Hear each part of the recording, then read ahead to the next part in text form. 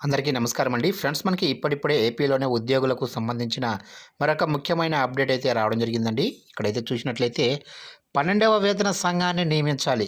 ఉద్యోగులు, ఉపాధ్యాయులు, పెన్షనర్ల సమస్యలను కూటమి ప్రభుత్వం తక్షణం పరిష్కరించాలని పీడీఎఫ్ ఎమ్మెల్సీ కేఎస్ లక్ష్మణరావు కోరారు. బుధవారం ఆయన అసెంబ్లీ మీడియా పాయింట్లో మాట్లాడారు. శాసనసభ మండలిలో ఉద్యోగుల పలు సమస్యలు పరిష్కరించాలని కోరుతూ పీడీఎఫ్ తరపున కోరినట్లు తెలిపారు. గత ప్రభుత్వం కూడా 12వ వేతన సంఘం నియమించలేదని, కూటమి ప్రభుత్వమైనా ఈ దిశగా చర్యలు తీసుకోవాలన్నారు.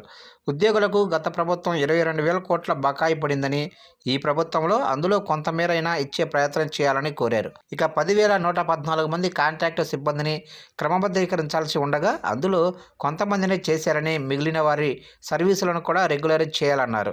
2003 డిఎస్సి ఉపాధ్యాయులకు పాత పెన్షన్ విధానాన్ని అమలు చేయాలని కోరారు. గత ప్రభుత్వం పంటల బీమా పథకాన్ని సక్రమంగా అమలు చేయలేదని, ఈ పథకాన్ని సమగ్రంగా అమలు చేసి రైతులను ఆదుకోవాలని డిమాండ్ చేశారు.